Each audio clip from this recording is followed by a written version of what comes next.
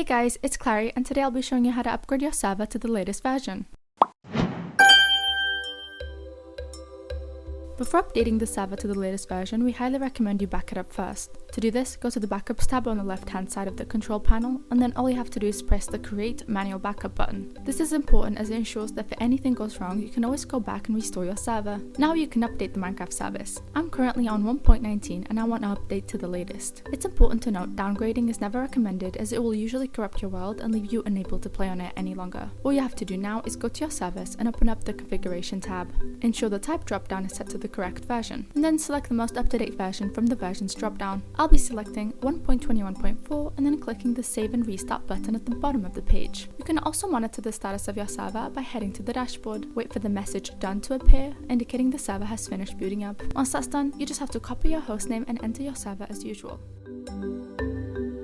Upgrading your server to the latest version of Bedrock is fairly similar, and all you have to do is head to your service and firstly make sure you back it up. This is because it's important that you know you can restore your world if any issues occur whilst upgrading. To do so, head to your service and then head to Backups. There, set a manual backup by clicking the Backup button. Once that's done, you can head to Configuration and then set the version drop down to the version you'd like. For Bedrock, we usually recommend always setting it to the latest so it's easier for everyone to join. Once that's done, press Save and Restart for the changes to take effect. Once again, you can monitor the changes on your service by heading to the dashboard. There you'll see the server is done restarting when you see Server Started at the very bottom of the page. You can then also copy your hostname and head into your server to check out your new upgrade. If these steps haven't worked for you, please ensure you go back and refollow them.